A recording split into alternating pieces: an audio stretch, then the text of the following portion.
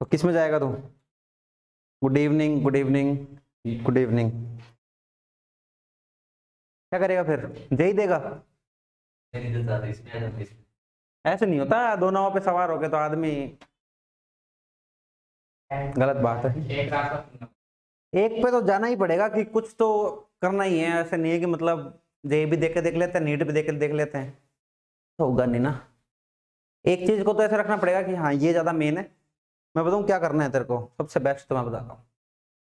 Math ले रखी है तो नीट में बहुत बढ़िया स्कोप है तेरा। नीट के बच्चों को दिक्कत किसमें आते पता है? थोड़ी से याद कर लेते हैं। उनका मैथमेटिकल अप्रोच खराब होता है। उनको फिजिक्स का क्वेश्चन पढ़ के पता तो है करना कैसे है, पता है उनको कैसे करना है। कैलकुलेशन नहीं होती, मैथमेटिकल अप्रोच नहीं लगती, इंटीग्रेशंस नहीं होते, ये सब नहीं होते। वो तो सीख ही लेगा बढ़िया। मैथ बायो के साथ जीवन आगे बढ़ाने में फायदा है। और मेरे पास मैथ थी, मैं एक इंजीनियर हूँ, तो मैं एक सलाह दूंगा, आईआईटी से पहले का फायदा नहीं मैथ लेने का। और मैं तो कह रहा हूँ आजकल तो आईआईटी का फायदा नहीं है। कितने ज्यादा अनएम्प्लॉयड लोग बैठे हैं, देखो तुम जाके। कितने ज्यादा लोग हैं जो IIT pass out, IIT BTech, IIT MTech सब कुछ कर लिया उन्होंने, बड़ी बड़ी आईआईटी, बहुत भारी भारी लोग। उनको कोई मैंने कह दूं ना मेरा कंप्यूटर का ऑपरेटर का काम कर ले 10,000 रुपए का आके, वो कर लेगा। अजी है, अजी है, ये सत्य है, जीवन का सत्य है। मिलती क्या है, वो एक टैग लेके चले गए आप बहुत आगे आगे, ठीक है। अब गवर्नमेंट जॉब्स है नहीं, ठीक है, और उतनी क्रिएटिविटी होती नहीं क्योंकि सब कर रहे हैं इसलिए मैंने कर लिया। समझ रहे हो, सब तैयारी कर रहे इसलिए मैंने कर लिया। वहां जाके उतने ज्यादा इंजीनियर, ये नहीं है कि पास करके इंजीनियर बनते हो अपना, आप इंजीनियर अपने एटीट्यूड से बनते हो। वो 120 की क्लास में एक या दो ही बच्चे होंगे जो कोई मोटा पैकेज उठा रहे होंगे, जो इंजीनियरिंग फील्ड में बहुत कुछ बढ़िया कर रहे होंगे। बाकी सबने तो सिर्फ पास करी है, बाकी सबने सिर्फ पास कर रही है। समझ रहे हो? और ये होता है रिसोर्सेज की कमी से, ऐसा कुछ होता है। ब्रांच अलग ले ली, जैसे सिविल ब्रांच ले लो, खूब स्कोप है, दबा के स्कोप है, मकान हमेशा बनेंगे, कंस्ट्रक्शन हमेशा होगा, डेवलपिंग कंट्री है, फुल काम होगा। सीएस ले लो, सीएस का चलो बीच में तो डाउन आ गया था, अब वापस से ही आ गया। ईसी ले लो, ऑटोमेशन का जमाना है, चीजें ऑटोमेटिक होंगी, ठीक है। आप जाओ, कहाँ जाऊँ? मैं तो मैकेनिकल से कर ली भाई, हाँ मैंने मैकेनिकल से कर ली, ठीक है। तो बात यह है कि बहुत ज़्यादा है नहीं, इसको बहुत ज़्यादा मेहनत उस चीज़ के लिए करनी पड़ती है जिसके बाद आपको मतलब सक्सेस रेट बहुत कम है उसमें। बात यह है सीधी सी, बहुत कम है। आईआईटी में नहीं, इंजीनियरिंग फील्ड में। ऐसे नहीं इंजीनियर्स के बिना दुनिया चल जाएगी ना। हाँ इतना जरूर है, वो चीज़ करने के बाद कभी जीवन में रिग्रेट तो नहीं होगा, कभी नहीं होगा। और जो लोग ये मैं कह रहा हूँ ना, जो लोग बोलते हैं भाई थोड़ा बहुत भी जॉब के लिए तरस रहे हैं, वो उनका खुद का अपना पर्सनल एटीट्यूड है इसलिए वो तरस रहे हैं। बाकी एक बार इंजीनियरिंग करके निकल गए ना, कुछ भी काम कर सकते हो आप। एक्टर ये बन जाते हैं, लॉयर ये बन जाते हैं, कुक ये बन जाते हैं, जिम ट्रेनर ये बन जाते हैं, सिंगर ये बन जाते हैं, पियोन ये बन जाते हैं, आईएएस ये बन जाते हैं, सरकारी टीचर ये बन जाते हैं, आईआरएस ऑफिसर ये बन, आईपीएस ये बन जाते हैं, टीचर ये बन जाते हैं, सब बन जाते हैं, सब बन जाते हैं। क्यों? डाइवर्सिटी सब जगह फैलो, सब जगह फैलो। कई तो अकाउंट संभाल रहे लोगों का, बैंकर बन जाते हैं, और बोलो इन्वेस्ट एमबीए कर लेते जाके, फिर बिजनेस संभाल रहे हैं। एक लड़का जिसने कॉमर्स ली 11 12 सीए पास करे, ये सब किया वो किया, उससे बढ़िया अकाउंट संभाल रहा है एक इंजीनियर। तुम देखो, एक सोचो, एक छोटा सा एग्जांपल लो। एक लड़का मान लो 10th से आईएएस की तैयारी कर रहा है, आईएएस की 11th में आर्ट्स लेता है, क्या पर्पस लेके कि भाई मैं आईएएस बनूंगा। 12th में आर्ट्स लेता है, क्या पर्पस लेके कि मैं आईएएस बनूंगा। फिर वो आपकी बीए कंप्लीट करता है, कोई बढ़िया सारे सब्जेक्ट पढ़ लिए उसने बीए के अंदर। फिर उसने एमए परस्यू किया, और वो भी किसके साथ, अब देने शुरू करेगा पेपर, वो कि ग्रेजुएशन के बाद दे सकते पेपर। 5 साल से लगातार तैयारी चल रही है उसी फील्ड में। अब उसने कोई बढ़िया सब्जेक्ट ले लिया, कोई एक्सटर्नल अफेयर्स ले लिया, कुछ हिस्ट्री ले लिया, मान लो ऐसा कुछ करके, ऐसा कुछ ले लिया, पब्लिक एडमिनिस्ट्रेशन ले लिया, कुछ ऐसा कुछ ले लिया, ठीक है। अब करते करते इसको और 2 साल 2.5 साल हो गए, दिल्ली में तैयारी करने गया 5 साल हो गए, अब जाके बंदा सेलेक्ट होता है, इसके रैंक आती है कुछ 177 कुछ ऐसे रैंक आती है। यही आता है फिर एक इंजीनियर। ठीक है भाई साहब, क्या करते हैं 12th में सेलेक्टेड हो जाते हैं, आईआईटी में चले जाते हैं, 4 साल आईआईटी में बढ़िया पढ़ते हैं, अपना सब्जेक्ट कैसे भी करते हैं, फिर लेते हैं प्लेसमेंट, 2 साल नौकरी करते हैं साउथ कोरिया में, मन भर गया, वापस आते हैं, 2 साल तैयारी करते हैं, आईएएस में फर्स्ट रैंक खींच जाते हैं, फर्स्ट रैंक खींच जाते हैं। बीटेक करके तो अगर आईएएस में जाए तो क्या रहता है? बात बढ़िया की नहीं है? ये जो इंजीनियरिंग का जो करिकुलम है ना, आपको बहुत कुछ सिखा देगा, बहुत कुछ सिखा देगा, सिखाने को तो बहुत ज़्यादा हैवी करिकुलम होता है, बहुत ज़्यादा लंबा लंबा सिलेबस होता है, जो कि एक एक रात में ख़त्म किया जाता है। ठीक है, बात ये है। तो जब आप इतना, और फिर टीचर से नहीं पढ़ते वहाँ पे हैं, मेरे को कभी मेरे कॉलेज के किसी टीचर का नाम याद नहीं है, उनको मेरी शक्ल याद नहीं है, मिलते थे सीधा वाइवा पे और बोले तुम हो, मैं कहा मैं। ऐसे होता है, टीचर से पढ़ना नहीं है, क्लास कभी जाना नहीं है, कैसे करना है खुद से। तो वो सीखने का जो एटीट्यूड है ना, खुद से आ जाता है। अब रात को आप बैठोगे ऐसी बुक लेके, इसके बारे में कभी देखा ही नहीं है, ये पता ही नहीं सेमेस्टर में आएगी क्या, कल पेपर है इसका, कहीं से बुक किसी ने ला के दी, और ये किताब है पढ़ ले, हमें पढ़ा दे। वो ढीले बैठे, हम भी ढीले बैठे, पढ़ेंगे रात को, स्टार्ट कर रहे हैं पढ़ना, स्टार्ट कर रहे हैं, अब पढ़ेंगे, वो पूरा सिलेबस पढ़ेंगे, मान लो फ्लूइड मैकेनिक्स का पूरा सिलेबस पढ़ रहे हैं हम, मशीन्स वगैरह सब पढ़ा के, और उन लोगों को पढ़ा के, फिर सुबह 4 बजे जा रहा है भाई चाय पीने के लिए, फिर आराम से सुबह पेपर दिया, 9:30 बजे फुल नंबर आ रहे हैं, खूब नंबर खेचे मैंने तो, जैसे 80 का पेपर हो रहा है तो मैंने तो 72 71 ऐसे नंबर खींचे उसमें भी। ऐसे पढ़ के मैंने मैथ्स का गोल्ड मेडल भी लिया, फिजिक्स का भी लिया, कोई दिक्कत नहीं। कैसे मिलता है पता है गोल्ड मेडल? टॉप करने पर नहीं, इस पे मिलता है, यूनिवर्सिटी में 100 में 100 लाने में किसी सब्जेक्ट पे, तो टॉप ही हो गया। तो टॉप का मतलब ये समझ लेते हो कि तुम एक ही होंगे कि मैं ना, और भी हो सकते हैं, उस रैंक में बहुत हो सकते हैं। तो किसी भी एक, कोई भी सब्जेक्ट, कोई भी एग्जाम, अगर यूनिवर्सिटी एग्जाम है तो उसमें अगर कंप्लीट 100 लाते हो तो उसका गोल्ड मेडल देते हैं, पहनाते नहीं है, सर्टिफिकेट देते हैं। तो ये कहानी है भाई। तो अपना थोड़ा सा करियर पाथ, अभी तुम क्या फ्रेश हो, 11th में हो, बहुत समय है, अच्छे से चूज करना। मुझे देखो आजकल जीवन है स्मार्ट, कंप्यूटर साइंस एआई अच्छा है अगर तुम्हारा खुद का अच्छा है तो, एप्टीट्यूड और ये सब पढ़ने का, खुद क्रिएटिव नहीं हो, खुद में कुछ नहीं है,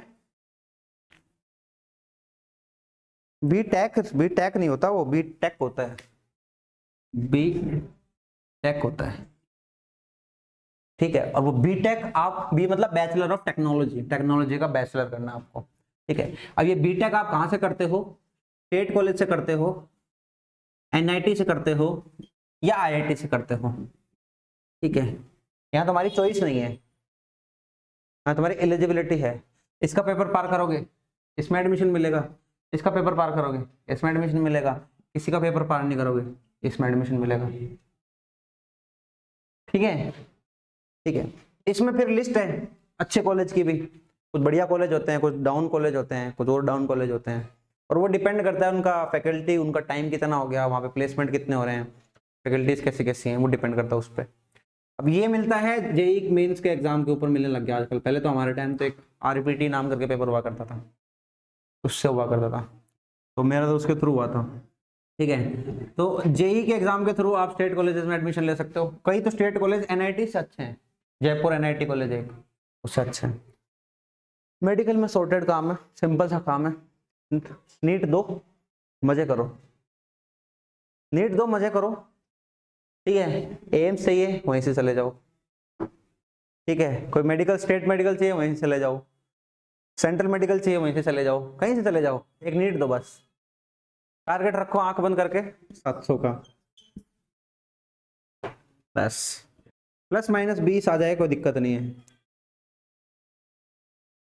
इस रेंज में आपको कोई नहीं रोक रहा, कहीं नहीं रोक रहा, बेस्ट से बेस्ट कॉलेज दे सकते हो आप, बेस्ट से बेस्ट।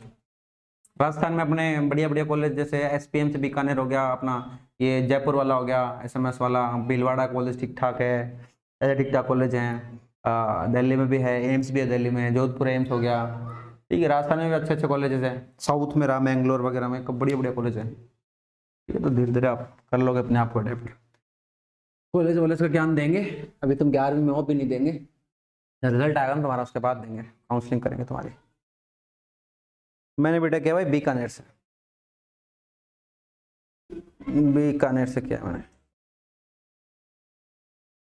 नहीं आईआईटी से बीटेक नहीं किया मैंने, आईआईटी का एग्जाम दे ही नहीं सकता था मैं। एनआईटी जलंधर में टेक्सटाइल ब्रांच मिल रही थी, इसलिए उसमें एडमिशन लिया नहीं मैंने। मुझे चाहिए थी मैकेनिकल या सिविल, वो मुझे आरपीटी के एग्जाम के बाद मिली थी बीकानेर कॉलेज में, एसओ रैंक आई थी मेरी। मैं अच्छा स्टूडेंट नहीं था कभी भी, ठीक है। मैथ में और कुछ फील्ड नहीं है क्या? मैथ में क्या ही फील्ड होगी यार, और तो क्या ही करोगे मैथ में, फिर क्या किया? हाँ इंडिया है ना, इंडिया है, इंडिया तो ग्रेजुएट्स के बाद थोड़ी है, 11th 12th। टीडीएस चले जाओ, डिफेंस में चले जाओ, तो एग्जाम्स हैं बहुत सारे। मैं क्या किया, मैंने 3rd ईयर में पढ़ाना स्टार्ट कर दिया था प्रोफेशनली, 3rd ईयर में स्टार्ट कर दिया था, और वैसे मैं हमेशा से पढ़ाता हूँ, ठीक है। फिर पढ़ाते, हाँ तो 3rd ईयर आज था क्या मेरा, पागल आदमी। कॉलेज में हो गए 4-5 साल तो, 4-5 साल कॉलेज में हो गए 4-5 साल पागल, ठीक है। उसमें भी 3rd ईयर फाइनल ईयर भी होगा ठीक है। तो प्रोफेशनल टीचिंग 2017 में स्टार्ट कर दी थी, फिर जयपुर चले गए थे, चल रहा था ऐसे काम, कॉलेज पूरा हो गया, तैयारी करने दिल्ली आ गए आईएएस की, थोड़ी बहुत तैयारी करी, फिर कोई कारण हुए नहीं हुई तैयारी, फिर ज्वाइन कर ली, प्रेरणा ज्वाइन कर ली, ऑफर ऊपर आगे 2-4 वहाँ ज्वाइन कर ली, 1.5-2 साल 2.5 साल वहाँ काम किया, उसके बाद लॉकडाउन में घर आ गए। फिर खुद का इंस्टीट्यूट भी खोला मैंने, हाँ, वो बंद हो गया, अभी मैं यहाँ पे हूँ, क्या नाम था? बाद में बताएंगे, ठीक है। हाँ वो कुछ हो गए, कारण हो गए, ठीक है। फिर मैंने नीट नीट फैकल्टीज के मतलब उसके ऊपर एक हमारे था वो इंस्टीट्यूट, वो ज्वाइन किया, कुछ टाइम वहाँ पढ़ाया, थोड़ा मज़ा नहीं आया, बिल्कुल मज़ा नहीं आया, फिर मैं आ गया, तो तुम्हें पढ़ाने लग रहा हूँ, हैं प्रेरणा एजुकेशन साउथ एक्सटेंशन, ठीक है। फिर मई में मैंने अनअकैडमी ज्वाइन कर लिया, अब मैंने शेक ज्वाइन कर लिया, अब मैंने टॉपर्स ज्वाइन कर लिया, साथ में मैं पढ़ा ही रहा हूँ, बस यही जीवन है। एनडी कैसे करते हैं, एनडी कैसे करते हैं 11th 12th के साथ है ना, शायद 12th के बाद या 12th के साथ, 12th के साथ भी कर सकते हैं, 12th के एक बार बाद भी कर सकते हैं, ऐसे करके कुछ 6 अटेम्प्ट मिलते हैं, 4 अटेम्प्ट मिलते हैं। तो आप एनडी का पेपर फाइट करो, वहाँ से बीटेक से बड़ी डिग्री बैचलर्स में 4 ईयर प्रोग्राम में यही है वैसे तो, बाकी तो फिर एमबीबीएस 5 ईयर प्रोग्राम, बड़ी डिग्री ऐसा कुछ नहीं होती, डिग्री बैचलर ही है, डिग्री तो बैचलर ही है, तो बैचलर डिग्री का लेवल सेम रहता है, बस आप पढ़ना क्या चाहते हो उसके अंदर, आर्ट्स पढ़ना चाहते हो, कॉमर्स पढ़ना चाहते हो, साइंस पढ़ना चाहते हो, टेक्नोलॉजी पढ़ना चाहते हो, मेडिसिन पढ़ना चाहते हो, क्या पढ़ना चाहते हो वो डिसाइडेड हो जाएगा। हाँ कितने साल का प्रोग्राम है, जैसे ये बीए बीएससी 3 साल के प्रोग्राम हैं बैचलर्स में, और टेक्नोलॉजी में 4 साल के प्रोग्राम्स हैं, मेडिकल में वही प्रोग्राम 5 साल के हैं, तो वो तो प्रोग्राम्स पर डिपेंड करता है। आ जाओ, क्या पढ़ रहे थे लास्ट बताओ, खूब ज्ञान हो गया आज तो।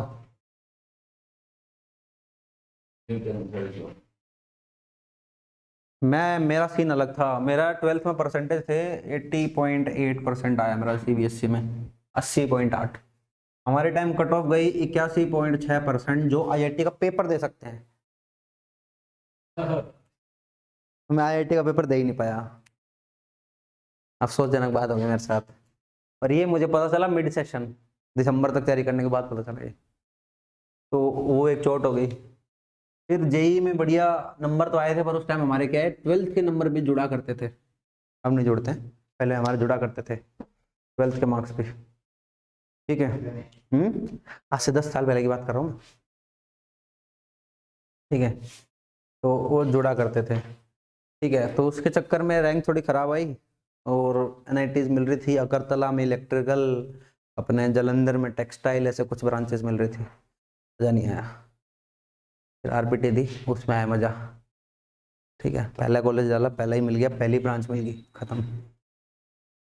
क्या चल रहा है, क्या चल रहा है लास्ट बताओ ना। हाँ, इम्पल्स हो गया।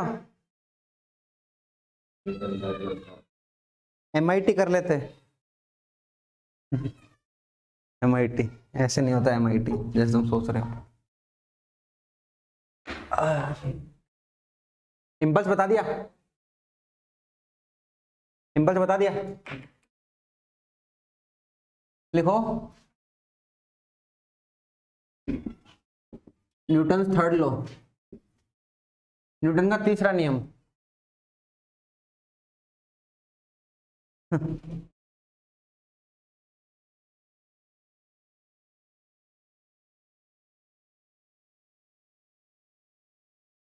तो मैं ऐसे ही डाल देता हूँ, हाँ सही है, लेकिन ये तो मैं ऐसे डाल देता हूँ, प्रमोशन करता नहीं हूँ इनके, मतलब ऐसे पड़ा रहता है वहां, तो ऐसे ही ना तो मैं प्रमोशन करता हूँ ना मैं कुछ करता हूँ, बस डाल देता हूँ, चलता रहता है सीन ऐसे ही।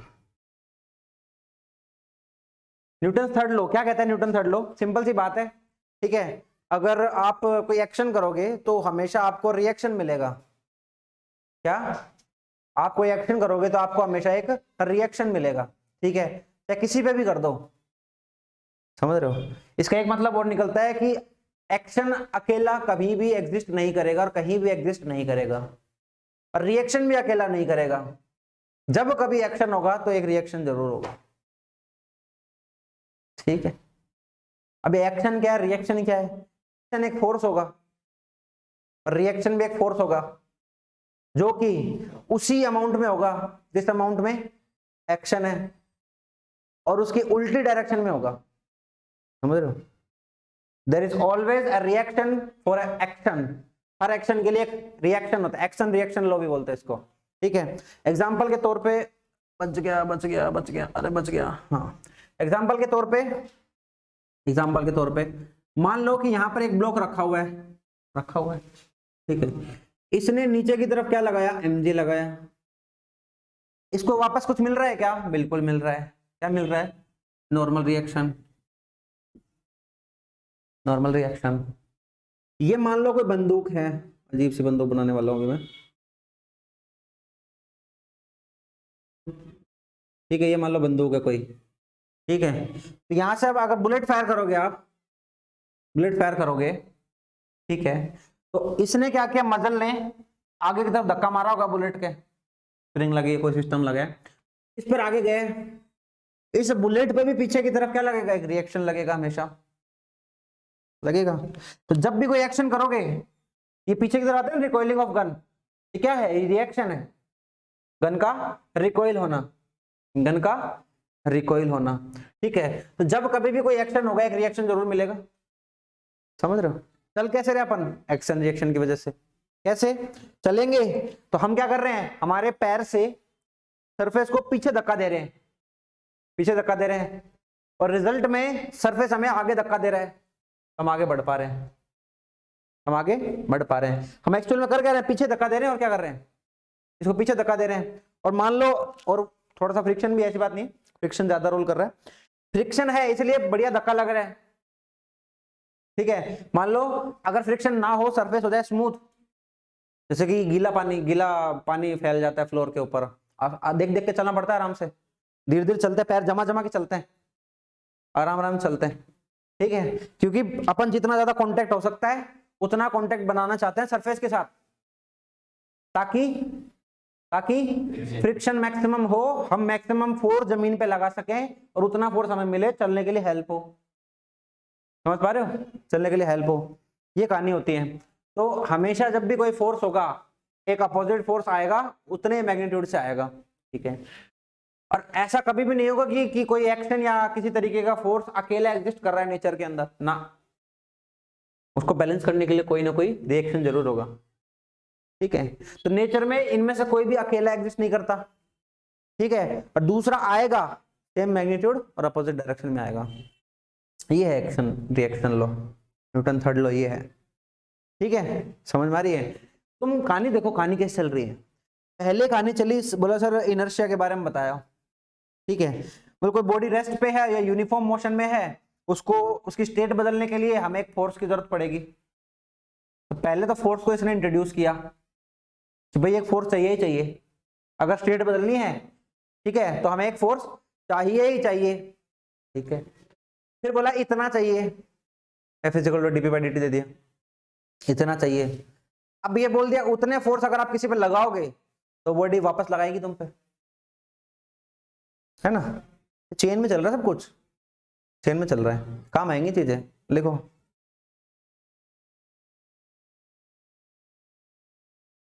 इम्पल्स नहीं आया था सर, इम्पल्स कुछ नहीं होता यार, FDT change in momentum.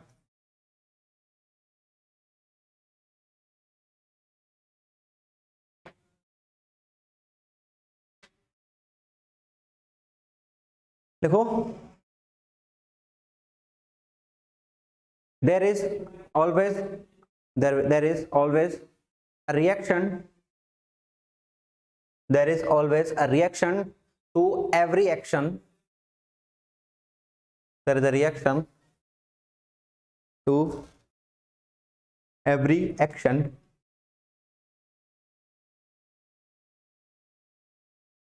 LM लिखो when a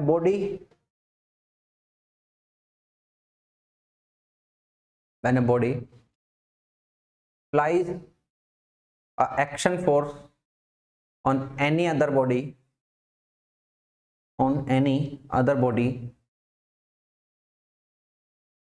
then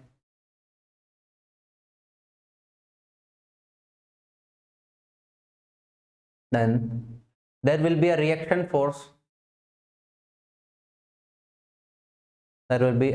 force, acting on that body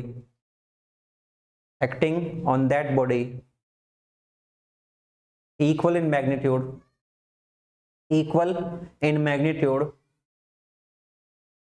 opposite in direction,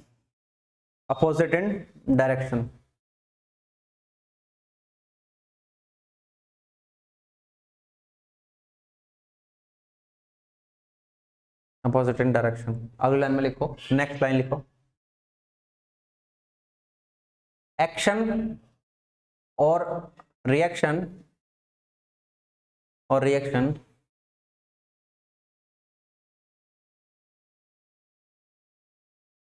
cannot be isolated, individually isolated लिखना, cannot be individually isolated,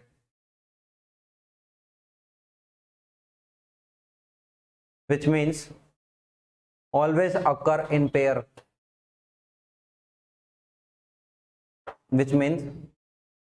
occur मत लिखना, always exists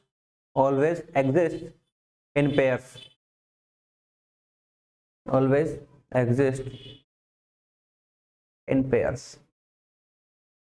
समझे क्या? समझे ना? खत्म। ये हो गए न्यूटन के अपने पास तीनों नियम हो गए, इनके क्वेश्चंस करना भी बाकी हैं बहुत सारे, आएगा समय करते जाएंगे। ठीक है, अब कुछ चीजें पढ़ाता हूँ तुम्हें काम की, कुछ इंपॉर्टेंट फोर्स होंगे जिसके बारे में हमें वापस पढ़ना है, थोड़ा सा डिटेल में पढ़ेंगे थोड़ा, है ना? तो उसमें से सबसे पहला हमारे पास फोर्स आएगा, मान लो वेट आएगा, क्या आएगा? वेट आएगा। वेट जैसे मेरा वेट है, आप लोगों का वेट है, सबका अपना वेट होता है, ठीक है। वेट किसकी वजह से होता है? ग्रेविटी की वजह से होता है, तो किसी भी बॉडी पर ग्रेविटेशनल एक्सेलरेशन जो फोर्स लगाएगा, या किसी भी बॉडी पर ग्रेविटेशनल एक्सेलरेशन की वजह से जो फोर्स आएगा वो उसका वेट होगा। तो हम ना, हमारा जो वेट अपन जाके तुल रहे हैं ना कहीं पे भी, वो केजी में दिखाता है, पर है वो न्यूटन में, क्योंकि मास को हम निकाल नहीं सकते, अलग नहीं निकाल सकते, समझ रहे हो? वो नाप न्यूटन में रहा है लेकिन दिखा केजी में रहा है, 9.8 से डिवाइड करके रीडिंग दिखा रहा है वो, रिंग इस हिसाब से डिजाइन की जा रही है। अरे स्प्रिंग पे तो खड़े होते होगे, वेट वेइंग मशीन पे, है ना। तो इसी हिसाब से डिजाइन किया जा रहा है उसका सारा सिस्टम, है ना। अब वेट क्या हो गया, ये हमेशा डाउनवर्ड डायरेक्शन में लगेगा, always acting in downward direction, नीचे लग रहा है, सही बात है, नीचे लग रहा है। किसी का वेट ऊपर लगता है क्या, ना, वेट हमेशा नीचे की तरफ लगेगा, ठीक है। दूसरी बात, it is a force due to acceleration, acceleration g, ठीक है। और क्या बोले, और तो कुछ बोल नहीं सकते इसके बारे में। एग्जाम्पल ले लेते हैं, एग्जाम्पल ले लेते हैं। मान लो कोई ब्लॉक है, इसका 10 है, 10 kg मास है, इसका वेट नीचे की तरफ आएगा, कितना आएगा, 10 इंटू जी, मैं क्या बोलूँ 10 इंटू 10, 100 न्यूटन आएगा, आएगा। मान लो एक अपने पास वेज है, यहाँ पर एक ब्लॉक रखा हुआ है, ये भी ये 15 kg का मान लो, इसका ब्लॉक, इसका जो मास है इस ब्लॉक का वो नीचे की तरफ आएगा, सॉरी वेट नीचे की तरफ आएगा, ठीक है। वो कितना आएगा, 15 इंटू 10, 150 न्यूटन, कुछ भी हो चाहे कुछ भी हो, ठीक है। यहाँ पे मान लो कोई पुली सिस्टम बना देता हूँ,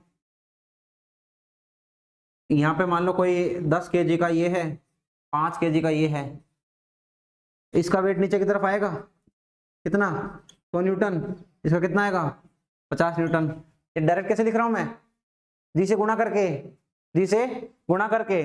सिस्टम चाहे कुछ भी हो, सिस्टम चाहे कुछ भी हो, वेट का जो कंपोनेंट है वो नीचे आएगा, और वो क्या होगा, mass into acceleration due to gravity, ठीक है। एम ए करेंगे, और ए कौन सा, जी है, मतलब बोले तो एम जी करेंगे सबका, और वेट लिख लेंगे। अब शुरुआत होने वाली धीरे धीरे तुम्हारे क्वेश्चंस की, उसकी बेस बना रहा हूं बस अब मैं, ठीक है। धीरे धीरे सब स्टार्ट होने वाला है। तो इस तरह से हम क्या कर सकते हैं, किसी चीज का वेट बता सकते हैं, और वो डाउनवर्ड डायरेक्शन में होगा, हमेशा हमेशा डाउनवर्ड डायरेक्शन में, चाहे कुछ हो जाए, ठीक है। कंपोनेंट लेंगे वो अलग बात है, लेकिन इसको लगाएंगे नीचे ही, और ऐसे लगाएंगे जैसे लगे पड़े। क्लियर है, आसान चीज है एकदम से, छाप लो फटाफट।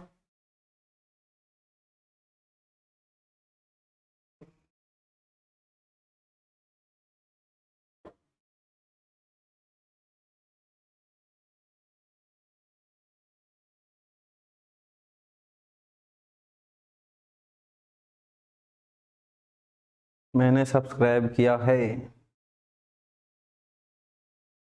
अच्छी बात है।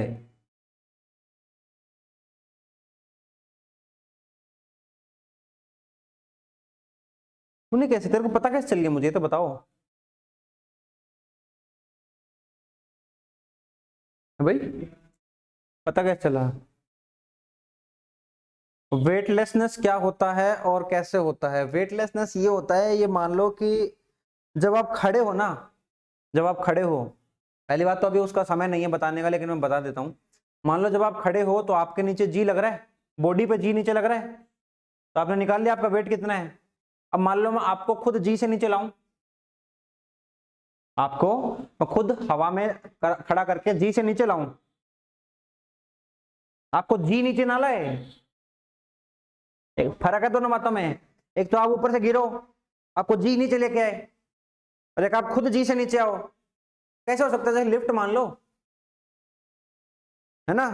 तो लिफ्ट मान क्या कर रही होगी, लिफ्ट आपको मान लो जी से नीचे ला रही है, और जी लग रहा है नीचे की तरफ, घट जाएगा, घट जाएगा ना, वो होगी वेटलेसनेस की कंडीशन, फ्री फॉल, वैक्यूम में फ्री फॉल, ठीक है। वापस बताओ, अरे यार तो क्या आदमी है यार, एक बार में सुन लिया कर, ये हरकतें नहीं चलेंगी यार, इतना तो कोई भारी चीज बताई नहीं। मान लो लिफ्ट में खड़े हो आप, अगर लिफ्ट नीचे आए जी से, लिफ्ट नीचे आए जी से, तो ये जी और ये जी कट जाएगा, कट जाएगा। और लिफ्ट मान लो जी से ऊपर जाए, ऊपर जाए जी से, तो इसकी ग्रेविटी क्या हो जाएगी, सॉरी इसकी एक्सेलरेशन क्या हो जाएगी, जी प्लस जी। इस टाइम इसका वेट कितना है इस बंदे का, 0। इस टाइम इसका वेट कितना है इस बंदे का, 2 mg। ठीक है, आगे आएगी कहानी। तो ये होती है वेटलेसनेस की कंडीशन, जब किसी भी चीज का वेट 0 हो जाए।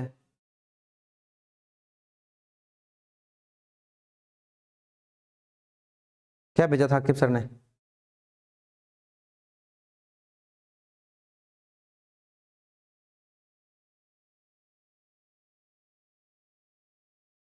मुझे तो आपकी जन्म कुंडली पता है, चैनल तो क्या भाई, जन्म कुंडली किसने बताई तेरी मेरी तेरे को? जन्म कुंडली किसने बताई भाई? कह रहा जन्म कुंडली पता है, मेरे जन्म कुंडली मेरे घर वालों को नहीं पता है। पूरा सच तो मेरा घर वाले नहीं जानते हैं, तुम्हें कैसे पता है? मैं इस चीजों में खुद माहिर हूँ। नहीं तो कौन है, सोर्स क्या है तुम्हारे, तो बताओ। उसको पकड़ता हूँ, इधर आ, क्या जानता है मेरे बारे में, बता।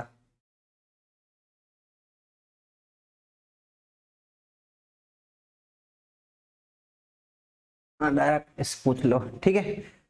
ऐसा नहीं हो सकता, हमारे जीवन का सत्य सबको नहीं पता है। ऐसा लगता सबको है, इनको पता है। तुम तो स्टूडेंट हो, दोस्त भी हैं, बहुत लोग हैं, घर वाले भी हैं, तो रिलेटिव्स भी हैं, सबको लगता है हम इसको जानते हैं और नहीं जानते हैं। पूरा सत्य कोई नहीं जानता है। मजाक कर रहा हूँ रे, कुछ नहीं है ऐसा, ऐसा कुछ नहीं है। चलो आगे करते हैं, अगला चलते हैं।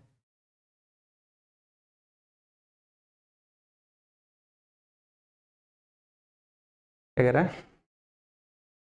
मिलेंगे तो बताएंगे, क्या फर्क पैंदा है भाई। अगला, फ्रिक्शन। फ्रिक्शन नहीं, अरे फ्रिक्शन तो बहुत बड़ा टॉपिक है, ऐसे क्या फ्रिक्शन खत्म कर देंगे हम? नॉर्मल रिएक्शन,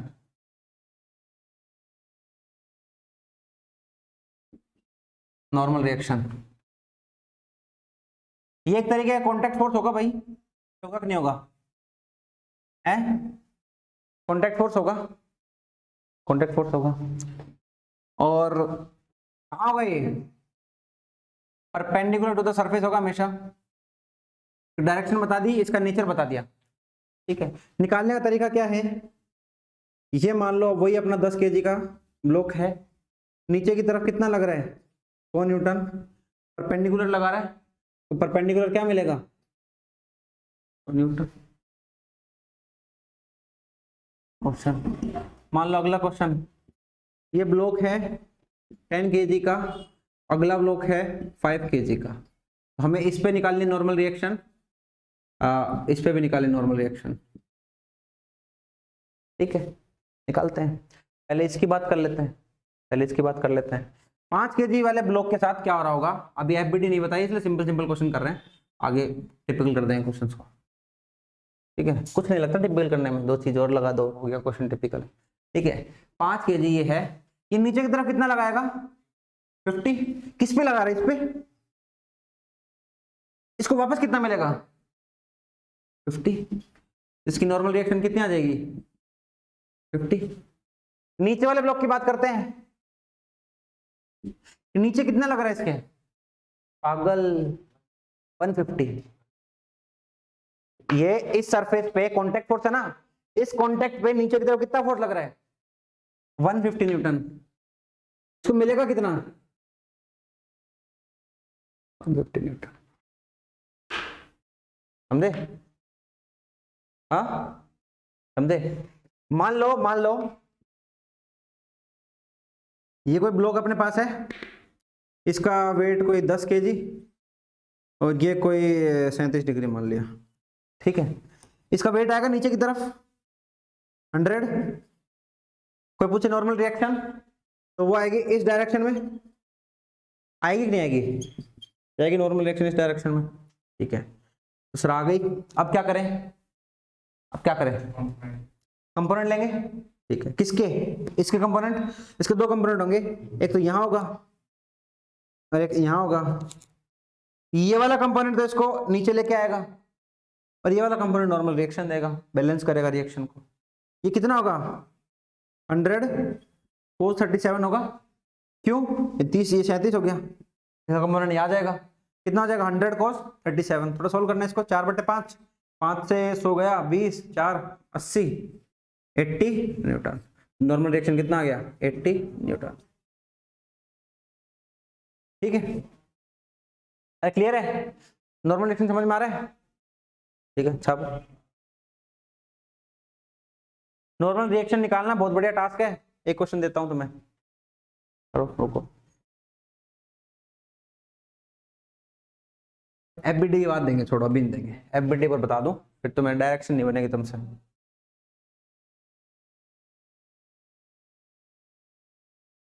अरे 150 वाला नहीं आया, इस यहां पर कॉन्टेक्ट फोर्स है ना, इसको कहां से मिलेगी नॉर्मल रिएक्शन?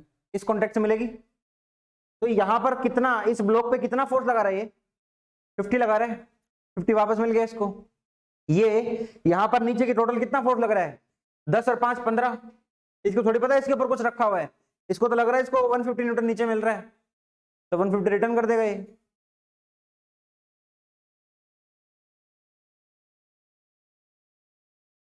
समझे? फ्लोर को टोटल वजन कितना मिल रहा है, ऐसे देखो ना, यहाँ फ्लोर को टोटल वजन कितना मिल रहा है 10 kg, है ना। अब ऊपर मैं कोई फालतू वजन रख दूंगा तो फ्लोर को थोड़ी पता है ऊपर कुछ रखा हुआ है, फ्लोर को तो इतना लगेगा कि 15 kg रखा हुआ ऊपर। अब चाहे वो 2 ब्लॉक हो चाहे 10 ब्लॉक हो, इस कॉन्टेक्ट को पता नहीं है ऊपर क्या है, इसको तो ये पता है इस पर लग कितना रहा है। आप मेरे पे जितना लगाओगे उतना वापस लोगे, इन्होंने 150 लगाया तो 150 वापस मिल गया। समझ रहे हो? अरे समझ रहे हो क्या? कॉन्टेक्ट देखना है किसके बीच में कॉन्टेक्ट हो रहा है, उस कॉन्टेक्ट पे टोटल फोर्स कितना आ रहा है एक डायरेक्शन में, तो अपोजिट डायरेक्शन में जो होगा वो मिल जाएगा। ठीक है, क्लियर है? फ्रिक्शन में बहुत काम आएगा नॉर्मल रिएक्शन। तब तक तुम्हें बहुत सारे क्वेश्चन करा दूंगा, एफबीडी होने के बाद तो बहुत सारे क्वेश्चन करा दूंगा तब तक तुम्हें। क्लियर है?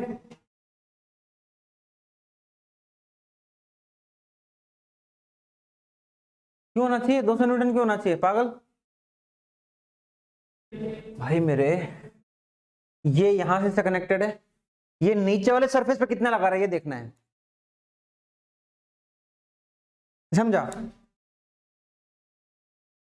ये ब्लॉक ऐसे है, ये नीचे एक और ब्लॉक है, ये नीचे वाले ब्लॉक पर कितना लगाएगा mg, तो नीचे वाला ब्लॉक इसको वापस कितना देगा, कुछ देगा।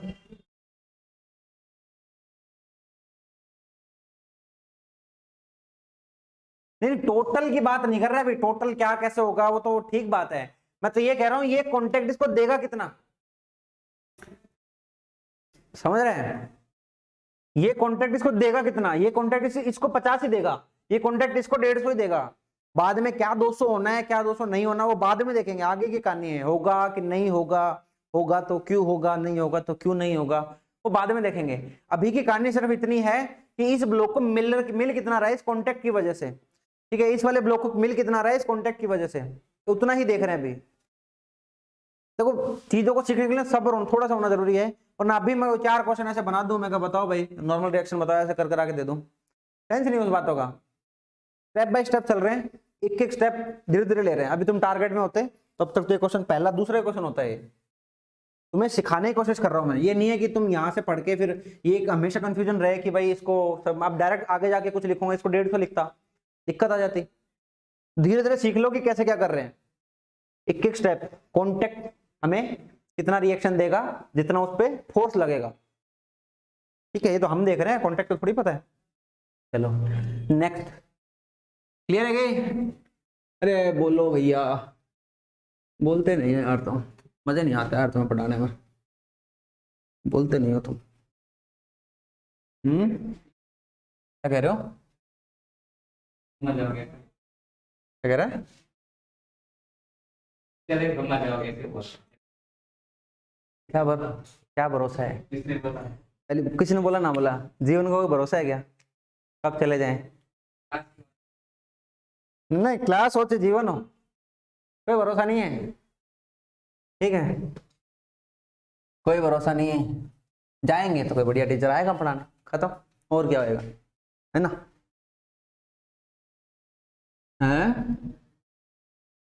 टेंशन अब करेंगे आज थोड़ी सी खुल के बात है टेंशन की, ठीक है। ठीक है। टेंशन, टेंशन एक तरीके से देखा जाए तो पुलिंग, पुलिंग फोर्स होता है, ठीक है, पुलिंग फोर्स होता है। कैसे होगा दिखाऊंगा अभी। और ये पुशिंग फोर्स भी होता है।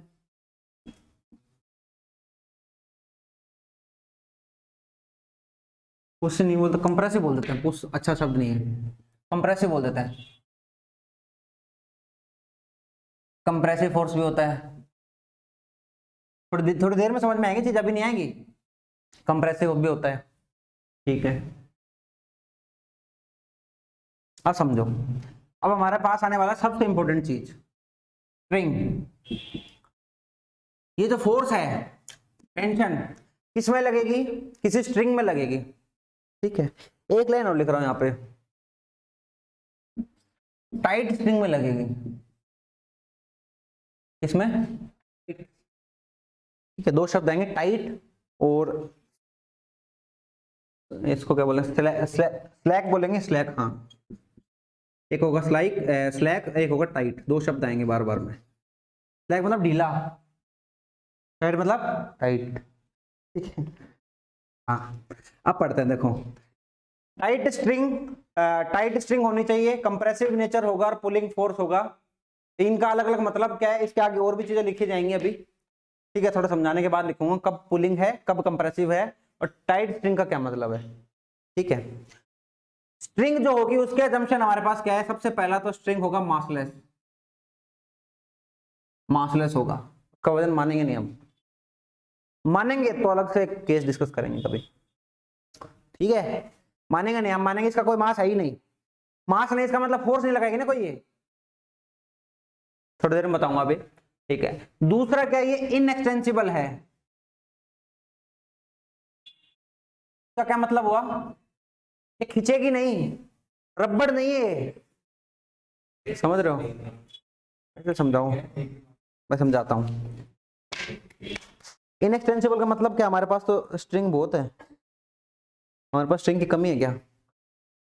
हाँ, ले ले स्पाइरल नोटबुक, ये स्ट्रिंग, ये स्ट्रिंग है ना, स्ट्रिंग, ठीक है। तो ये स्ट्रिंग है अपने पास, स्ट्रिंग है। अब मैंने इसको टाइट कर रखा है, टाइट कर रखा है। इस स्ट्रिंग का ये वाला पॉइंट और ये वाला पॉइंट, इन दोनों की डिस्टेंस है वो कभी चेंज नहीं होगी अगर ये टाइट कंडीशन में है तो, अदरवाइज तो चेंज हो सकती है। कैसे कर दो, ऐसे कर दो, ऐसे कर दो, कैसे कर दो, तुम्हारी मर्जी है। लेकिन टाइट कंडीशन में कभी भी इन दोनों के बीच की डिस्टेंस चेंज नहीं होगी, समझ रहे हो रही है। इसको बोल रहे हैं इनएक्सटेंसिबल, ठीक है। तो जब मैं इसको खींच रहा हूं, ये सॉरी हाथ ही फिसल गया, ठीक है। जब मैं इसको ऐसे खींच रहा हूं यहां पर, तो इस ये वाली स्ट्रिंग क्या कर रही है, मैं इस पॉइंट को इधर की तरफ खींच रहा हूं ना, इस पॉइंट को इधर की तरफ खींच रहा हूं ना, ठीक है। ये अपनी जगह पे रहना चाहता है तो मेरे इस खिंचाव का विरोध करेगा, करेगा। तो मैं इसको इधर खींच रहा हूं और ये इस पॉइंट को इधर खींचेगा, खींचेगा नहीं खींचेगा। सेम वे यहां पे होगा, मैं इस वाले पॉइंट को इधर खींच रहा हूं और ये वाला पॉइंट इसको इधर खींचेगा। तो इस पॉइंट ऑफ, जहां पर मैंने पॉइंट ऑफ एप्लीकेशन हमारा कॉन्टेक्ट आ रखा है, पॉइंट ऑफ एप्लीकेशन जहां पर है हमारा, वहां पर तो पुलिंग नेचर है, दिखा, उसको खींच रहा है ना उधर की तरफ, उसको उधर की तरफ खींच रहा है, पुलिंग नेचर हो गया। लेकिन स्ट्रिंग के अंदर देखें, स्ट्रिंग को हम स्ट्रेच करने की कोशिश कर रहे हैं, एक्सटेंड करने की कोशिश कर रहे हैं, वो उसका विरोध कर रहा है, तो एज ए स्ट्रिंग ये कंप्रेसिव नेचर का हो गया। नहीं समझ में आया, नहीं समझ में आया, नहीं समझ में, अभी आएगा देखो, अभी समझो, देखो अभी समझाता हूं। ये कोई स्ट्रिंग है अपने पास, इसको मैंने यहां से खींचना स्टार्ट किया और यहां से खींचना स्टार्ट किया, तो यहां पर क्या होगा, एक टेंशन आएगी इस तरफ, यहां पर एक टेंशन आएगी इस तरफ, ठीक है। ये सेम होगी क्या, सेम होगी क्या, होगी कि नहीं होगी, खाली ये बताओ।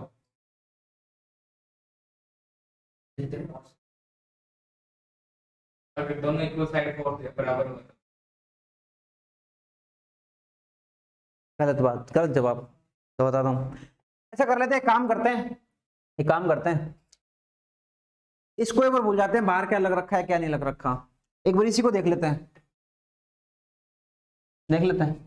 और इसको अलग अलग कर देते हैं, एक काम करते हैं, हमारा मन का वहम दूर करते हैं।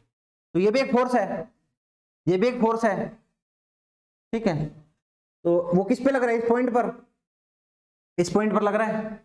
तो इस पॉइंट पर टोटल फोर्स कितना लग रहा है, T1, उस पर टोटल फोर्स कितना लग रहा है, T2, अपोजिट डायरेक्शन में इतना लिख दो, नेट फोर्स बच गया, नेट फोर्स बच गया ना, वेक्टर सम कर रहे हैं, वेक्टर सम कर रहे हैं, नेट फोर्स बच गया।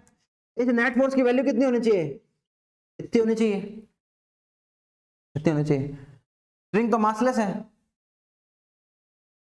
अरे स्ट्रिंग तो मासलेस है, एक्सेलरेशन तो दे देगा ये वाला फोर्स, कोई फर्क नहीं पड़ेगा उससे, ये फोर्स एक्सेलरेशन दे देगा इसको, फोर्स एक्सेलरेशन तो आएगी, और क्या आ सकता है, और तो कुछ नहीं आएगा।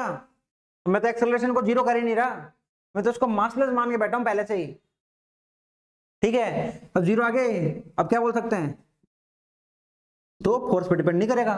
अगर स्ट्रिंग सेम है, एक ही स्ट्रिंग है, तो उसके दोनों एंड्स के ऊपर जो टेंशन आ रही है वो इक्वल आ रही है, ठीक है, इक्वल आ रही है, ठीक बात है।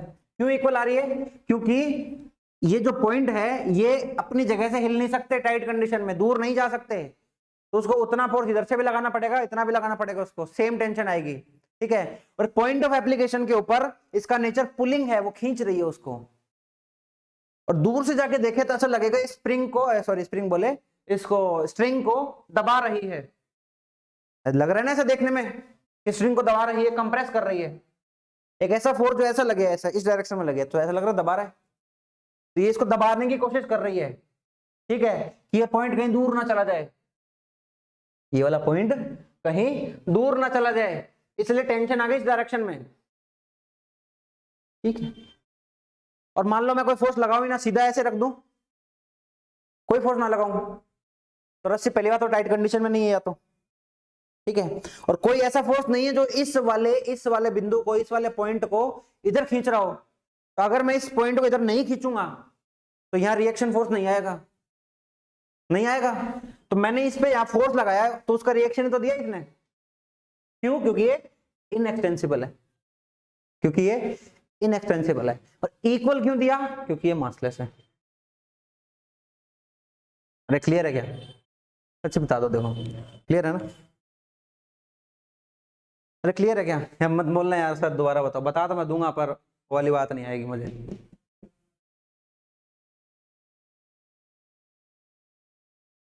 अरे क्लियर है कि नहीं बोलो यार, आगे बढ़े फिर।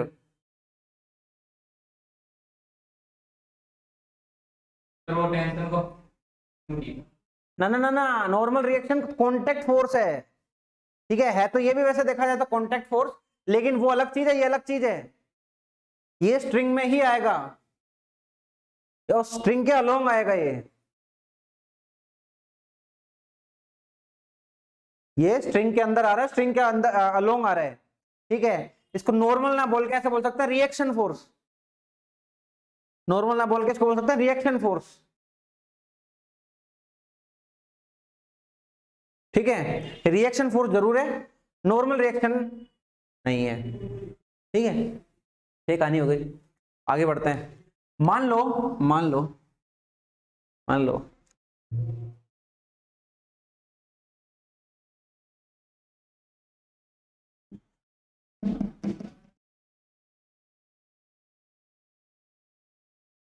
ये कोई स्ट्रिंग है, टाइट स्ट्रिंग है, ये क्या है,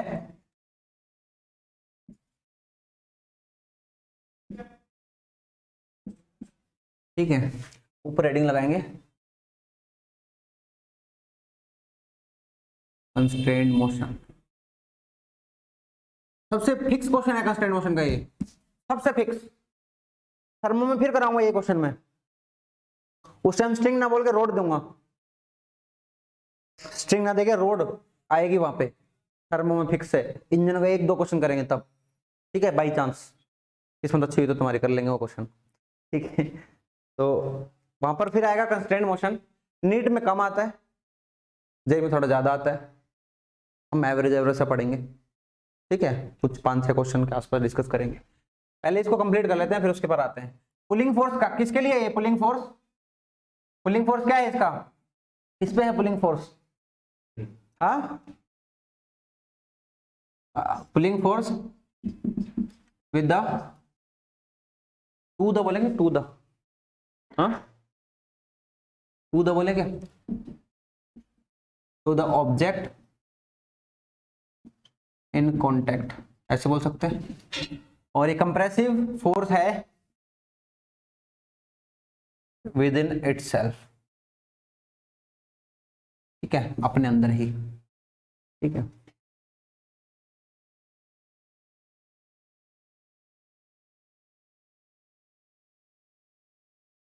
पहले 1-2 क्वेश्चन करके दो मुझे।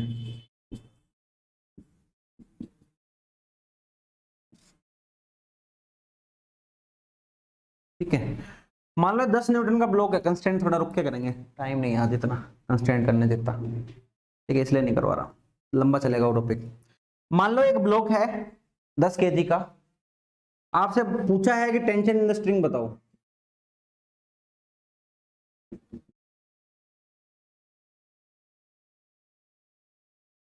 टेंशन इन द स्ट्रिंग बताओ, तो नीचे की तरफ 10 न्यूटन का 10 kg लिख लेते हैं, ठीक है। तो आपको ये बात तो पता है कि एक तो यहाँ पे कॉन्टेक्ट हो रखा है, एक यहाँ पे कॉन्टेक्ट हो रखा है, तो यहाँ पे आएगी टेंशन ऐसे पुलिंग, यहाँ पे आएगी टेंशन ऐसे पुलिंग, इस पॉइंट के लिए पुल का काम कर रही है। अरे समझ पा रहे हो, इस पॉइंट के लिए पुल का काम कर रही है, और ये टेंशन इस पॉइंट के लिए पुलिंग का काम कर रही है, ठीक है। नीचे की तरफ फोर्स कितना आ रहा है? 100 न्यूटन, ठीक है। और ये इनएक्सटेंसिबल है, मतलब अपनी जगह पर रहेगी, तो मतलब इसका क्या हुआ, ये अपना ब्लॉक जो है वो अपनी जगह पे ही है, मूव नहीं कर रहा है। वो मूव तो जब करता है जब स्ट्रिंग छोटी बड़ी होती, ये स्ट्रिंग छोटी बड़ी होती, ये अपनी जगह पे ही है। इसका क्या मतलब हुआ? इसका मतलब है ये टेंशन इसको बैलेंस करेगी, और टेंशन के लिए कितनी आ जाएगी? 100 न्यूटन। आएगी नहीं आएगी? ठीक है, छाप लो एक बार, 1-2 क्वेश्चन और करते हैं। हाँ, ये टेंशन अगर ऑब्जेक्ट के नीचे लग रहा है तो ऊपर लगेगा। हाँ वो तो ऐसे होगा, कोई बॉडी रखी है तब आएगी normal reaction, surface contact force हो गया ना वो, तो ये भी कॉन्टेक्ट फोर्स ही, पर ये पॉइंट कॉन्टेक्ट है, वो पूरा सरफेस कॉन्टेक्ट है, समझ रहे हैं? एक तो सरफेस कॉन्टेक्ट में, एक पॉइंट कॉन्टेक्ट में हो, ठीक है। ये अलग कहानी हो, थोड़ी सी अलग कहानी है।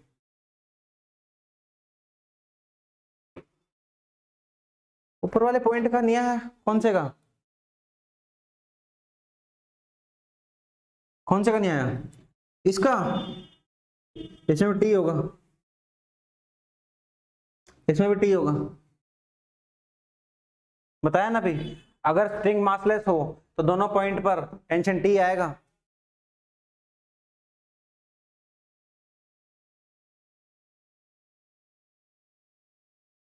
अरे 100 बैलेंस तो होगा किसी तरीके से। एक बात देखो मेरे को, एक छोटी सी सिंपल सी बात देखो, सिंपल सी, तुम थोड़ा सा वैसे समझो, ये ब्लॉक है अपने पास, थोड़ा खुल के बना लेते हैं, ये ब्लॉक है, ये नीचे की तरफ कितना आ रहा है? तो इसको बैलेंस करना ही करना है अपन को, क्योंकि कहीं जा नहीं रहे, कहीं जा नहीं रहे, तो बैलेंस करने के लिए ऊपर एक टेंशन लगी पड़ी है ऐसे, तो टेंशन फोर्स कितना हो गया? 100। अब ब्लॉक को मत देखो, एक बार टेंशन को देखो, सॉरी स्ट्रिंग को देखो। अगर मैं इसकी वैल्यू ना लिखूं यहाँ पे, मान लो लिखूं ही ना, यहाँ पे कुछ ना लिखूं, कुछ नहीं लिखूं, और सिर्फ आप ब्लॉक को देखोगे, सॉरी स्ट्रिंग को देखोगे ब्लॉक को ढक के, तो आपको नहीं लगेगा कि 100 न्यूटन इसको स्ट्रिंग को ऐसा कर देगा, ढीला कर देगा, फ्लैट कर देगा। तो कैंसिल करने के लिए कोई तो एक एलिमेंट होना चाहिए, होना चाहिए। तो एलिमेंट क्या है? वही इसका टेंशन का दूसरा कंपोनेंट, क्योंकि यहाँ भी पॉइंट हो रखा है कॉन्टेक्ट, उससे भी स्ट्रेच हो रहा है वो, यहाँ टेंशन है 100, अब ये इसके ऊपर 100 लगा रहे हैं, तो ये सरफेस में भी कुछ लगाएगा। अब सरफेस को और इस पूरे को अलग कर लो, सबको अलग अलग कर लो, यहाँ पे 100, ये टेंशन 100, इसको 100 मिला, इसने इसको 100 दिया, सबने बैलेंस कर दिया। और सब बैलेंस नहीं हो गया क्या? Action reaction action reaction action reaction, काम खत्म। 100 को बैलेंस टेंशन ने किया, टेंशन को बैलेंस टेंशन ने किया, टेंशन को बैलेंस नॉर्मल रिएक्शन ने किया। ठीक है, ठीक है ना? नॉर्मल नॉर्मल का रिएक्शन भी बोल सकते हो सीधा, कोई दिक्कत नहीं है। ऐसे कोई बहुत ज्यादा रूल नहीं है ऐसे इसको नॉर्मल रिएक्शन बोलेंगे, इसको रिएक्शन बोलेंगे, सिंपल चीजें हैं, है ना? कैंसिल आउट हो जाएगा।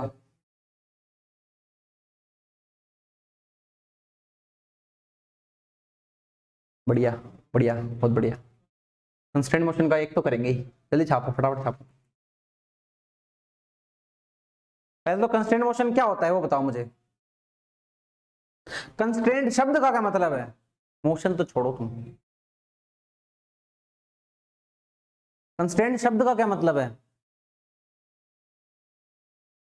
चलो एक दो सवालों के जवाब दो।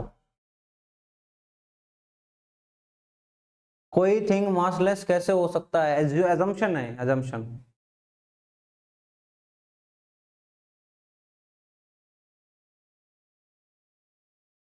एज्यूम क्या है? आइडियल कंडीशन ऐसी।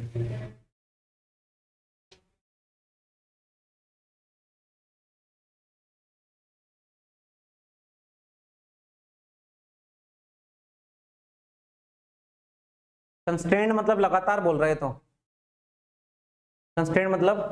अच्छा एक बात बताओ, घर पे कौन रहता है अपने? सब घर पे रहते हो क्या तुम? घर पे रहते हो। अभी बज रहे हैं 6, मालूम है तुम्हें बोल रात को 2 बजे आओ मेरे से मिलने के लिए, गली में खड़ा हूं, आ जाओगे क्या? आ जाओगे बताओ? नहीं आओगे ना? आ नहीं पाओगे, क्यों नहीं आ पाओगे? कंस्ट्रेंट है तुम्हारे ऊपर, लिमिट्स लगी हुई तुम्हारे ऊपर, लिमिट्स लगी हुई तुम्हारे ऊपर। पिताजी फूड दे जाओगे तुम? फूड दे जाओगे? हॉस्टल में तो वार्डन है, कंस्ट्रेंट तो है ही सबके जीवन में। कुत्ते से डर लगता है? कुत्ते से? शेर से लगता है? शेर से? मान लो वहां पे एक शेर बैठा है कोने में, तो रूम में चले जाओगे? मैं चला जाऊंगा, तुम चले जाओगे? आए ना, जवाब दो। देखो अपना अपना जवाब दो, मैं तो पता नहीं क्या क्या करूंगा, सारे काम थोड़ी करेगा, चलेगा सारे काम? बताओ पहले। रूम में शेर है वगैरह, मैं तो आज जाऊंगा। अब बोलो,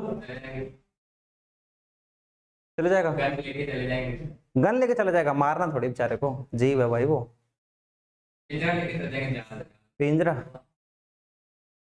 एक कंडीशन में जा सकते हैं ना, एक कंडीशन में जा सकते हैं, चेन से बांध दो उसको, है ना? जग रहा है वो तो, उसको चेन से बांध दो, उसका मोशन कंस्ट्रेंट कर दो, किस लिमिट से दूर नहीं आ सकता वो, आराम से घूमो। क्या दिक्कत है कोई समस्या नहीं है ना? तो आप मोशन को कंस्ट्रेंट कर सकते हो, उस लिमिट से, उससे ज्यादा नहीं जाएगा। स्ट्रिंग में इसका क्या काम है? स्ट्रिंग में पता क्या काम है, मैं बताता हूँ। स्ट्रिंग का जैसे ये पार्टिकल है, ये पार्टिकल है ना? ये स्ट्रिंग कैसे भी मूव कर दे, स्ट्रिंग हो चाहे रोड हो, ये स्पेस में कैसे भी घूमे, कैसे भी चले, ये जो डिस्टेंस है ना, ये डिस्टेंस ये नहीं बदलेगा, ये लिमिट है। समझ रहे हो? अरे समझ पा रहे हो क्या? वो टॉम एंड जेरी देखा है? टॉम एंड जेरी, वो टॉम क्या करता है, उस कुत्ते को छेड़ता है पहले तो, फिर वो एक लिमिट पर जाके ऐसे खड़ा हो जाता है, वो यहाँ के भौंकता है वो कुत्ता उसके, तो पता है इससे दूर नहीं जाएगा वो।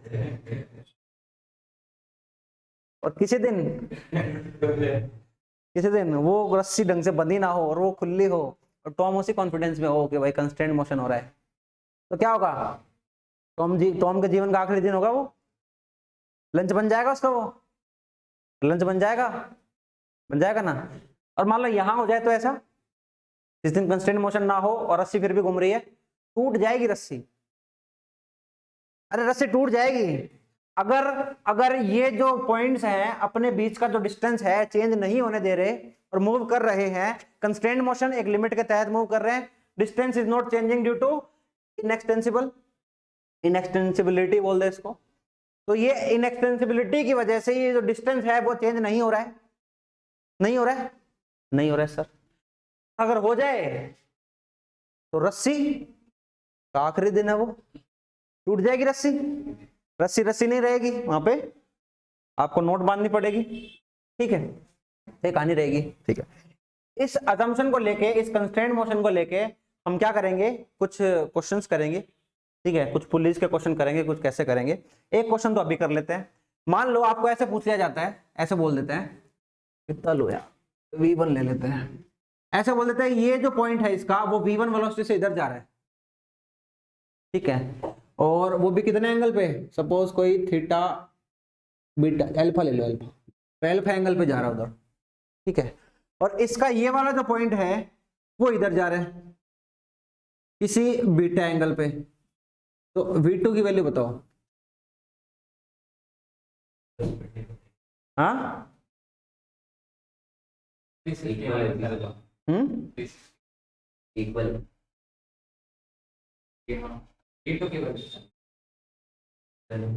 बताओ, इक्वल होगी, इक्वल हो जाएगी, कुछ तो थोड़ा सा पेन से चलाया नहीं तुमने, देखो करते हैं। ये वाली वेलोसिटी इस पार्टिकल की है, यहाँ पे एक पॉइंट होगा कोई, ये वाली वेलोसिटी इस पॉइंट की है। रस्सी टाइट कंडीशन में ऐसे से तो हो ही सकती है, ठीक है, लेकिन ये जो डिस्टेंस है, ये वाली जो डिस्टेंस है वो बदलेगी नहीं, वो नहीं बदलेगी ना, ठीक है। उसको बदलने के लिए वेलोसिटी का कौन सा कंपोनेंट चाहिए, along the length, along the length चाहिए, अरे चाहिए कि नहीं चाहिए, चाहिए सर। तो ये जो वैल्यू है इसका, इसके अलोंग कितना आ जाएगा, V1 cos अल्फा, इसका इधर कितना आ जाएगा, V2 cos बीटा आ जाएगा। अगर तुम खुद ही सोच के देख लो, अगर ये वाला पॉइंट इस डायरेक्शन में इससे जा रहा है, ये वाला पॉइंट इस डायरेक्शन में ऐसे जा रहा है, ठीक है, और द डिस्टेंस इन दोनों की बदल नहीं रही है हमेशा ही, डिस्टेंस तो कांस्टेंट है ना, कंस्ट्रेंट बोला मैंने पहले ही, तो इन दोनों की वैल्यू सेम नहीं होनी चाहिए क्या, तभी हमेशा कांस्टेंट डिस्टेंस चलेगा, नहीं समझे। मान लो ऐसे पॉइंट समझो इसको, ये यहां से ऐसे कोई V से जा रहा है, ये यहां से U से जा रहा है, तो इन दोनों की डिस्टेंस बीच की बदल नहीं रही है, तो V और U को सेम होना पड़ेगा भाई, है ना। तो इस क्वेश्चन में भी यही बात है, V1 cos अल्फा की वैल्यू V2 cos बीटा के बराबर होगी, और V2 की वैल्यू क्या आ जाएगी, V1 cos alpha divide by V2 आ जाएगी भाई, आएगी कि नहीं आएगी, अरे अरे अरे अरे cos बीटा, ठीक है, क्लियर है, एकदम से क्लियर है। चलो एक क्वेश्चन और करते हैं, ये तो यही लिखा है ना, एक क्वेश्चन और करते हैं।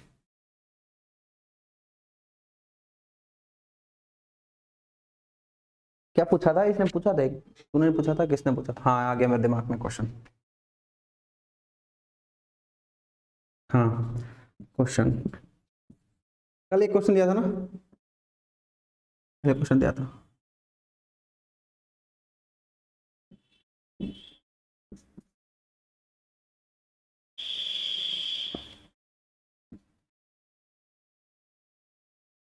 ये वाला ब्लॉक 10 मीटर पर सेकंड से चल रहा है, 10 मीटर पर सेकंड से चल रहा है, ठीक है, तो इसका क्या मतलब हुआ, ये वाला जो पॉइंट है वो 10 मीटर से चल रहा है?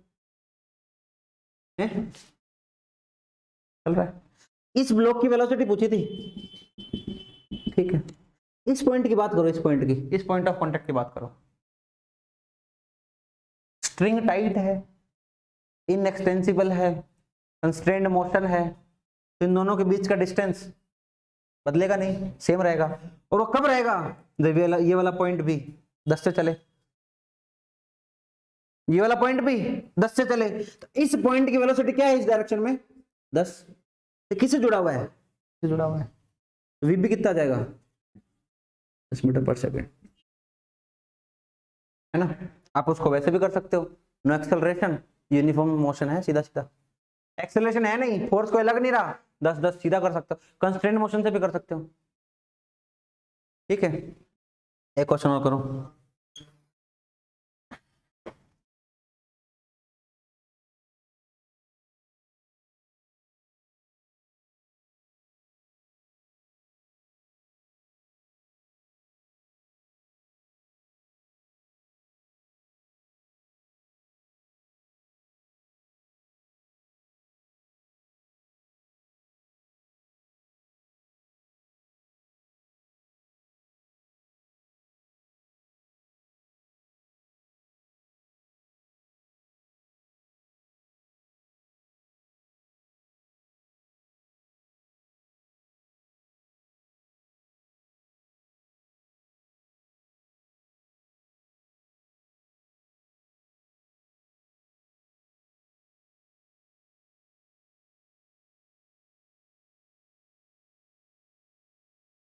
क्या है देखो, इसका जो 10 kg का जो ब्लॉक है, इसकी वेलोसिटी इधर है, इसकी वेलोसिटी इधर है, तो आपको ये बतानी है इसकी वेलोसिटी इधर कितनी होगी।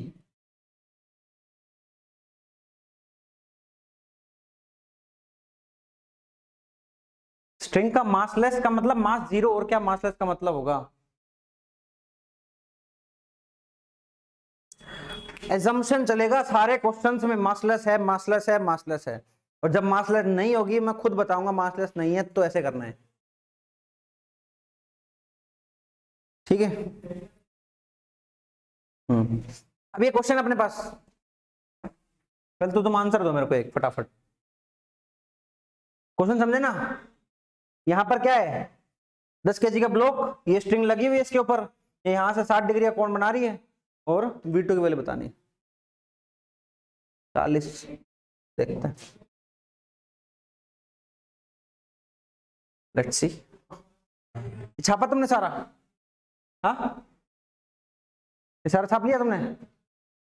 अरे हाँ या ना तो बोल दो, हटा दूं ये वाला छापा? बोल जरा पीछे मुड़ दो तो छाप लेते हैं हम, पता है मेरे को। नीचे का नहीं दिख रहा यार, मुझे तो स्क्रीन में दिख रहा है। ऐसा है क्वेश्चन,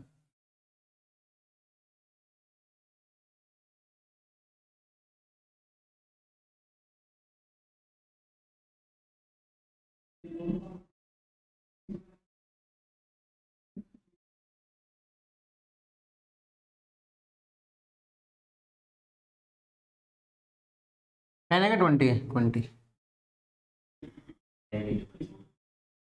इसकी वेलोसिटी बतानी है।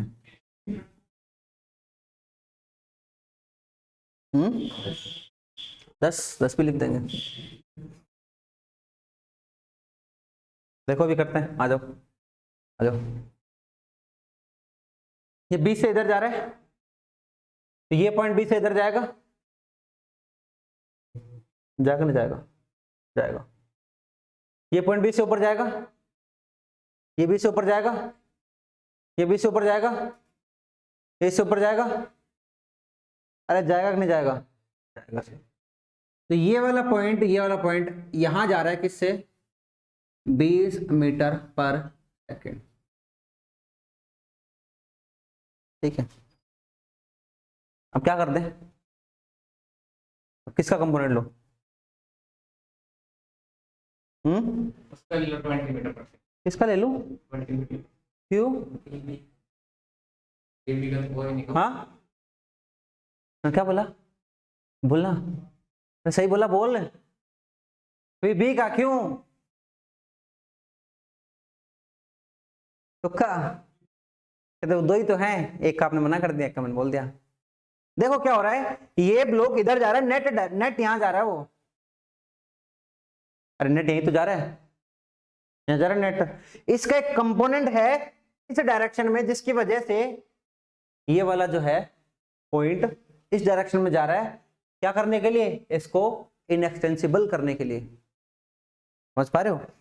इसका कंपोनेंट यहां नहीं आ रहा ना, इस ब्लॉक का कंपोनेंट यहां जा रहा है, तो हम बोले वी बी कोस 60 इसकी वैल्यू कितनी है 20 है, तो cos 60 की वैल्यू कितनी होती है 1/2 बराबर 20। बीबी कितना आ जाएगा 40 मीटर पर सेकंड। कितना आएगा 40 मीटर पर सेकंड। समझ रहे हो, ये है रियल, इसका कंपोनेंट ये है, ताकि इसका कंपोनेंट यहां आएगा, इस ब्लॉक का कंपोनेंट इस पे जाएगा। यहां पे क्या हो रहा है, ब्लॉक की वेलोसिटी की वजह से इसका कंपोनेंट यहां आया है। समझ रहे हो, समझ रहे हो, यहां पे क्या है, ये पॉइंट है, ये स्ट्रिंग के अलोंग जिस पॉइंट की जो वेलोसिटी है उसका कंपोनेंट इधर नहीं आएगा, ये ब्लॉक इधर जाएगा, उसका कंपोनेंट स्ट्रिंग पे जाएगा। ये ध्यान रखनी है।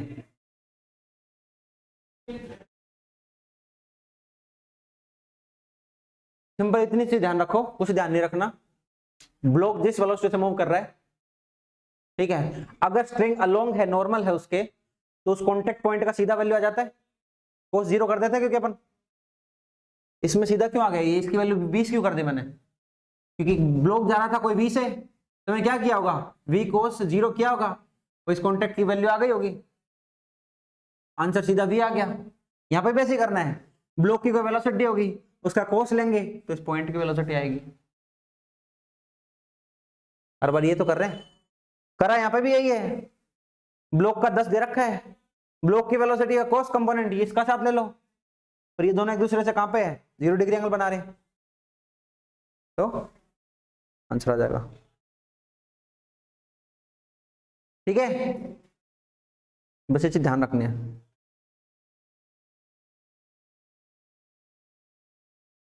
अब आएगा तेरे को वो क्वेश्चन, u/cos थीटा कैसे आया, तेरा वाला क्वेश्चन है ना, अब आएगा u/cos थीटा कैसे आया। ब्लॉक की वेलोसिटी का कंपोनेंट स्ट्रिंग पे जाता है, ताकि स्ट्रिंग की वेलोसिटी का कंपोनेंट ब्लॉक पे आएगा। ठीक है,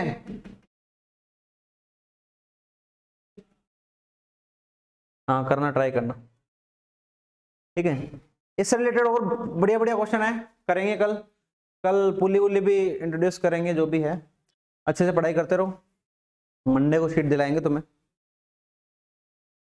मंडे ट्यूसडे। मेजर के लिए बढ़िया तरीके से पढ़ाई करो, बहुत दिन है तुम्हारे पास, 15-16 दिन है, खींच दो सिलेबस, लास्ट दिन के लिए रखो मत सिलेबस को। ठीक है, अब वो समय आ गया है जब तुम्हें डबल पढ़ाई करनी है, एक पढ़ाई करंट की, एक पढ़ाई प्रीवियस की। ठीक है, टेस्ट ओरिएंटेड करनी है और करंट भी करनी है, ऐसे करो। 11th बढ़िया निचोड़ लिया ना तुमने, 12th के साथ सिलेक्शन लेने का मजा है, बहुत कुछ आता है। चलो मिलते हैं।